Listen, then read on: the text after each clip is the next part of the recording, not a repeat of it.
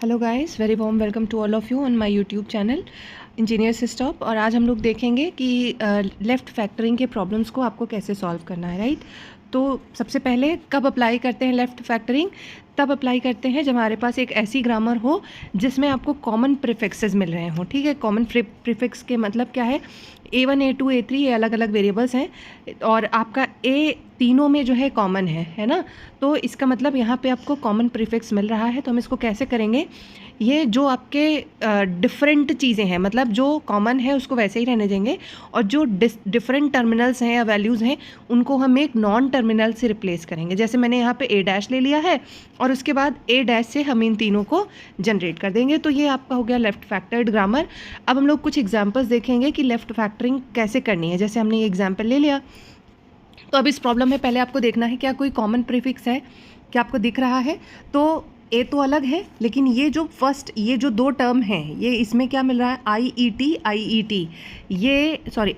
T S पूरा common है, ठीक है। तो एस तक ना, देखो यहाँ पे भी आई ई टी एस है, यहाँ पे भी आई ई टी एस है, राइट।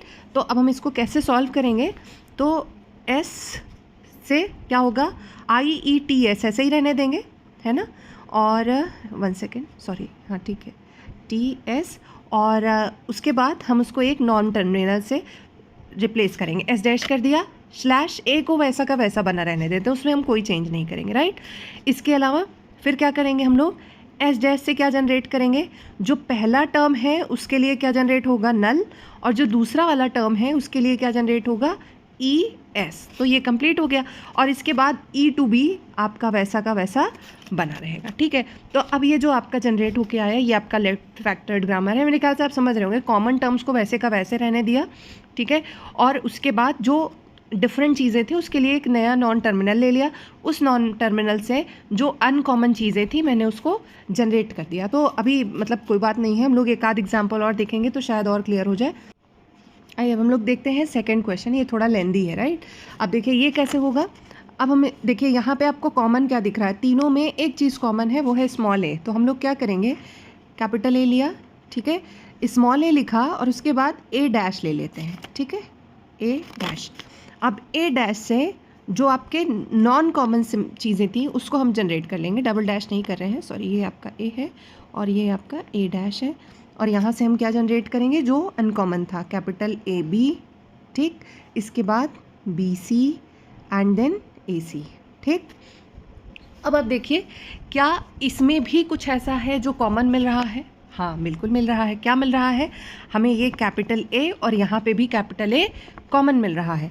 तो इस पे हम फिर से एक बार क्या करेंगे, लेफ़्ट फैक्टरिंग अप्लाई करेंगे। कैसे करेंगे, तो देखिए अब ये आपका ए टू ए डैश ऐसा का ऐसा बना रहेगा, ठीक है। इसको ऐसे ही रहने देते हैं, यहाँ पे लिख लेते हैं ए टू ए डैश, ठीक है, ये ऐसे बना रहेगा।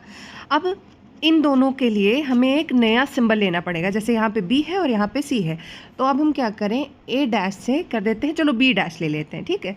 ए डैश से हम लिखते हैं capital A B dash slash, और दूसरा आपका बी सी ऐसे का ऐसा बना रहेगा, ठीक है।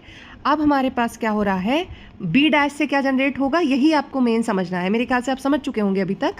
तो बी डैश से आपका जनरेट होगा क्या, बी डैश से आपका ये बी जनरेट होगा और सी जनरेट होगा। तो यहाँ पे हम बी लिखेंगे, स्लैश, जगह कम पड़ रही है, थोड़ा सा यहाँ वाली चीज़ मिटा लेते हैं क्योंकि आप समझ चुके होंगे।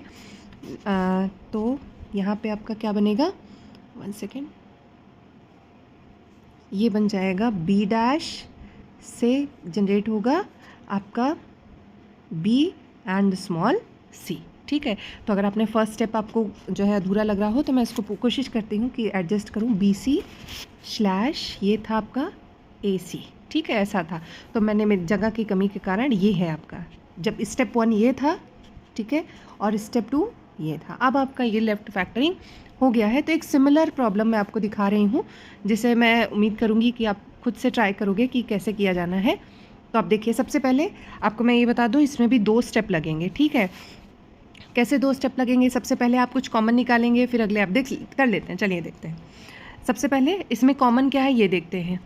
तो इन सब में, इन तीनों में, ठीक है, क्या कॉमन टर्म मिल रहा है, बी एस मिल रहा है, राइट। तो हम क्या करते हैं, S dash to B S dash और ए अलग लिख लेते हैं, ठीक है।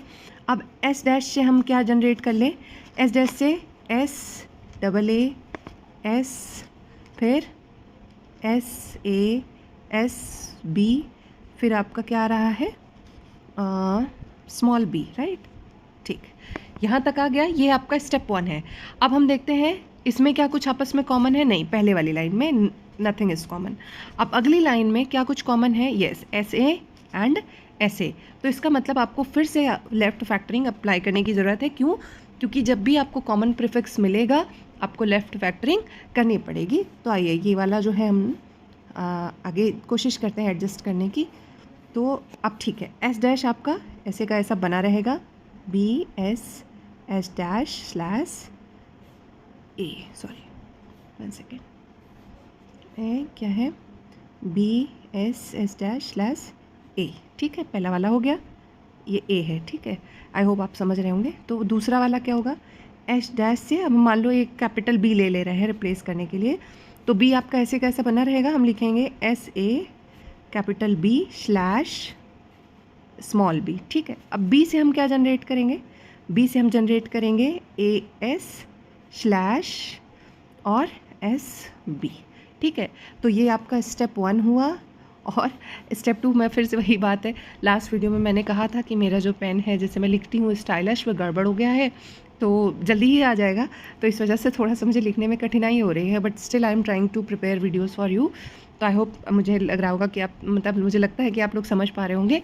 सो this is about how to solve the problems on left factoring, right. So अगर आपको वीडियो पसंद आएगा तो आप लाइक कीजिएगा और सब्सक्राइब करिएगा और अपने दोस्तों के साथ ज़रूर शेयर कीजिएगा। Thank you guys, keep watching. ऐसे क्वेश्चंस आप प्रैक्टिस करिए और इसी तरह के क्वेश्चन आपको एग्जाम में मिलेंगे।